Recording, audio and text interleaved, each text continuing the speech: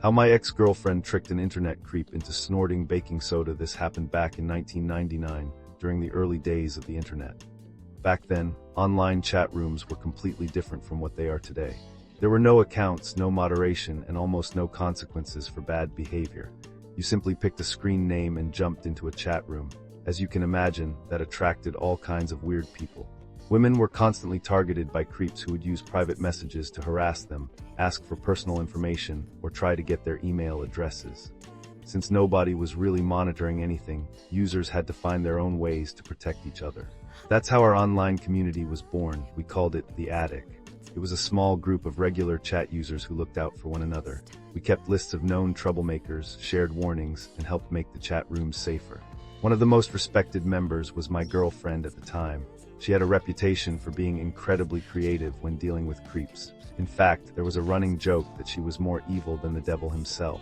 And honestly, after this story, I started believing it. One day, several younger members reported receiving strange emails and unwanted messages from a guy we'll call Farmer Bob. Farmer Bob had somehow managed to sneak into our community without raising suspicion.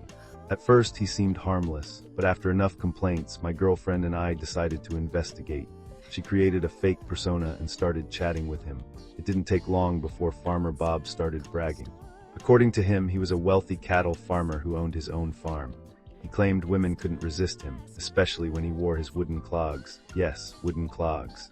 The more he talked, the more obvious it became that he wasn't exactly a genius. Then, after a while, my girlfriend got bored and decided to crank things up to 11. She casually told him that she might be interested in visiting him someday, but only if he could provide cocaine because it supposedly made her extra friendly. We expected him to immediately realize he was being messed with. Instead, he admitted he couldn't afford cocaine, which was interesting because just an hour earlier he'd been bragging about how rich he was. Even better, he accidentally revealed that his parents would be out of town that weekend. Apparently, the wealthy owner of the farm still lived with mom and dad. At that point, my girlfriend decided to go all in. She told him, "Didn't you know that if you mix 3 parts baking soda with 1 part vanilla sugar, you get a rush just like cocaine?" But with a nicer aftertaste. It was the dumbest thing either of us had ever heard. We were absolutely certain he would realize she was joking. He didn't. In fact, he thanked her. Apparently, he had forgotten about this magical DIY cocaine recipe. My girlfriend encouraged him to test it before she bought a train ticket to visit him. He promised he'd make a batch that very evening. A few days later, we received an email written entirely in capital letters, and it was glorious. According to Farmer Bob, he'd actually snorted the mixture. His nose started bleeding. He ended up visiting a medical clinic. And now he was absolutely furious. The email basically screamed, "You made my nose bleed, you lying bee." We laughed so hard we could barely breathe, but somehow things got even crazier. Instead of admitting we'd fooled him, we convinced him that he'd simply mixed the ingredients incorrectly. Then my girlfriend invented an even more ridiculous story. She claimed she used the homemade powder all the time while working as the star of low-budget German spanking movies.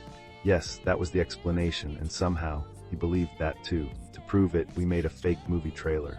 My girlfriend's younger brother and one of his friends volunteered to help. The entire production was unbelievably stupid. One kid wore a wig and pretended to be my girlfriend. Another sat on a bed pretending to be some random guy. A wooden spatula was used as a fake spanking prop.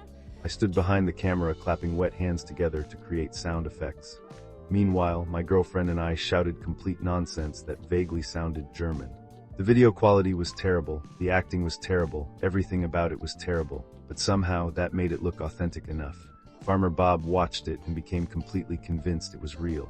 Then he begged us to sell him copies of the movies. We agreed, but only if he tried the homemade cocaine again first. After that, we never heard from him again. Maybe he finally realized he'd been played. Maybe he changed his screen name. Maybe he was still out there somewhere wearing wooden clogs and searching for fake German movies. Who knows? What I do know is that after that incident, we never received another complaint connected to his email address. And honestly, that's good enough for me. To this day, I wish I still had that fake trailer.